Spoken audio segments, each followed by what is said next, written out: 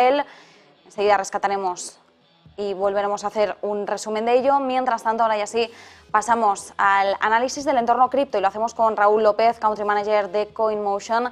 Raúl, muchas gracias por acompañarnos y disculpa la espera.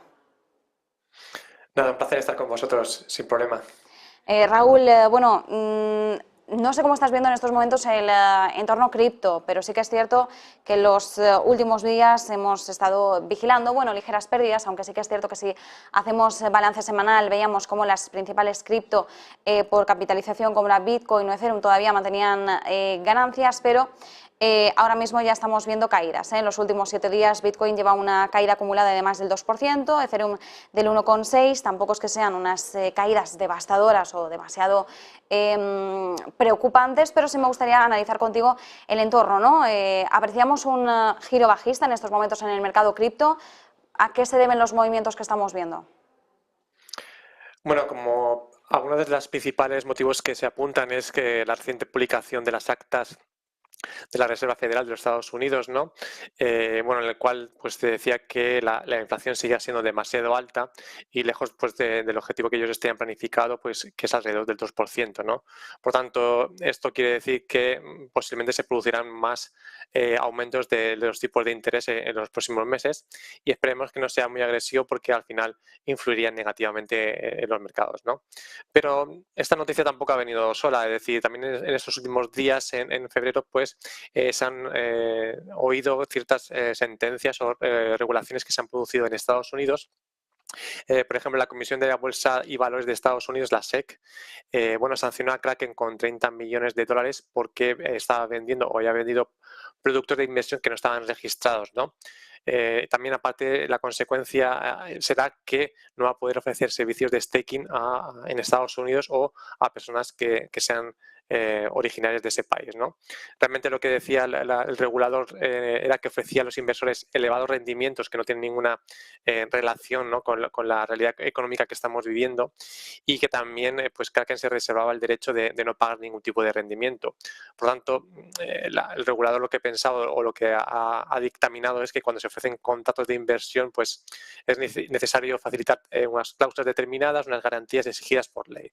Pero bueno, está un poco en el entredicho que si realmente tienen razón o no en lo que está comentando el regulador o lo que está alegando el regulador, porque también se puede considerar que creo que hay como una especie de caza de brujas después de todo lo que ha pasado o lo que pasó con FTX. Parece que se está endureciendo muchísimo la regulación o el regulador de Estados Unidos con las criptomonedas. De hecho, otro punto también importante que se tiene en cuenta con este descenso que se está produciendo en los mercados es que también la SEC pues ha dado pues un toque a Binance porque alegó que el BUSD es una security, ¿no? que no está registrada, ¿no? Entonces ordenó que Paxos dejara de emitir este tipo de stablecoin y bueno, realmente hay algunos, se podría decir que desde un punto de vista se puede considerar que un stablecoin no cumple los criterios del test de Howey, ya que nadie espera tener beneficios y por lo tanto no se podría considerar una security, que es lo que dice el regulador, ¿no?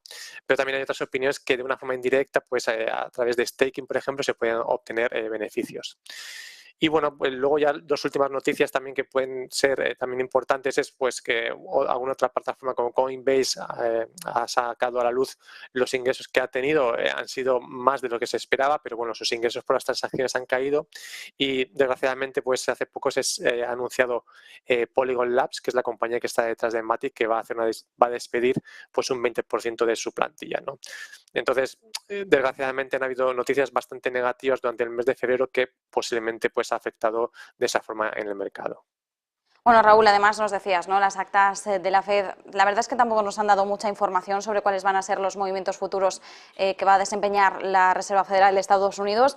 Y mientras tanto también tenemos que tener en cuenta que ya arrancábamos el año con un concepto, el de policrisis, que se rescataba en la cumbre de Davos del Foro Económico Mundial, porque bueno, venimos de una crisis sanitaria a la que se ha sumado una crisis bélica, a la que a su vez se suma una crisis energética. Claro, en todo este entorno también nos preguntamos un poco cómo afecta esto al mercado cripto, ¿no? Y también, sobre todo, cómo han vivido los mercados cripto un año marcado por la guerra en Ucrania, porque siempre hablamos de la reacción de la renta variable, de la renta fija, pero muchas veces tenemos a las criptomonedas como si fueran al margen de todo esto, ¿no?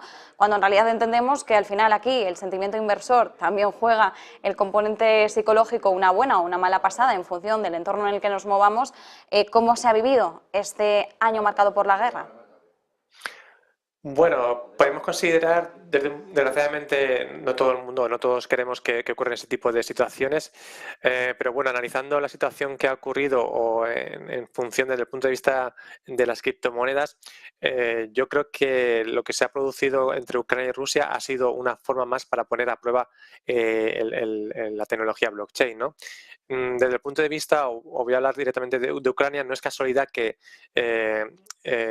se utilizasen como arma o como forma de financiarse las criptomonedas al principio fuertemente por parte de Ucrania, ¿no? Y realmente no es casualidad porque realmente había o hay una elevada adopción de los activos de criptomonedas en Ucrania. Es decir, esto no es que pasó de la noche a la mañana, ¿no?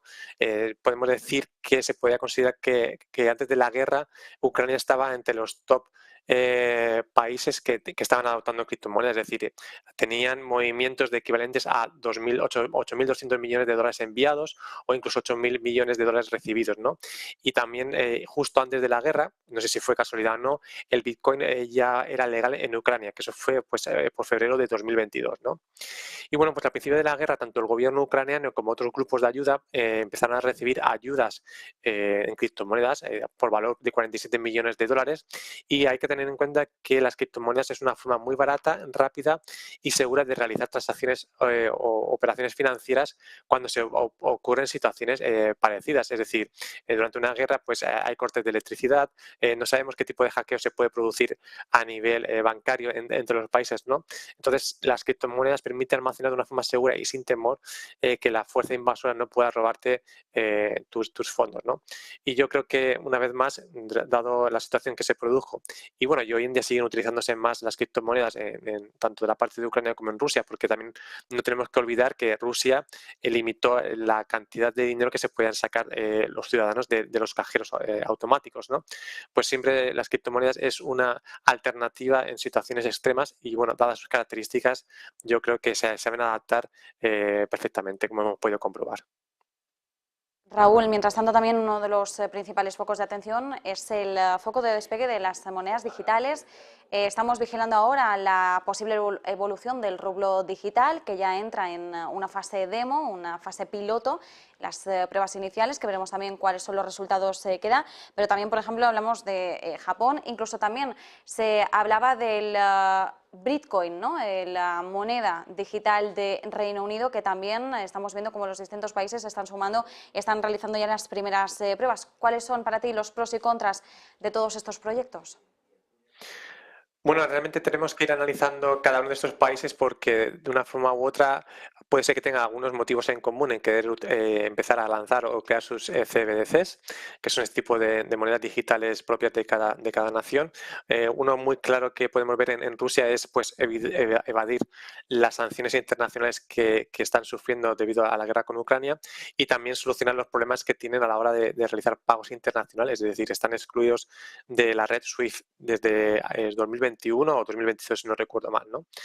O, por ejemplo, Japón, posiblemente el principal motivo por el que debe utilizar una CBDC puede ser que para poder adaptarse a la economía digital y dejar atrás el efectivo, ¿no?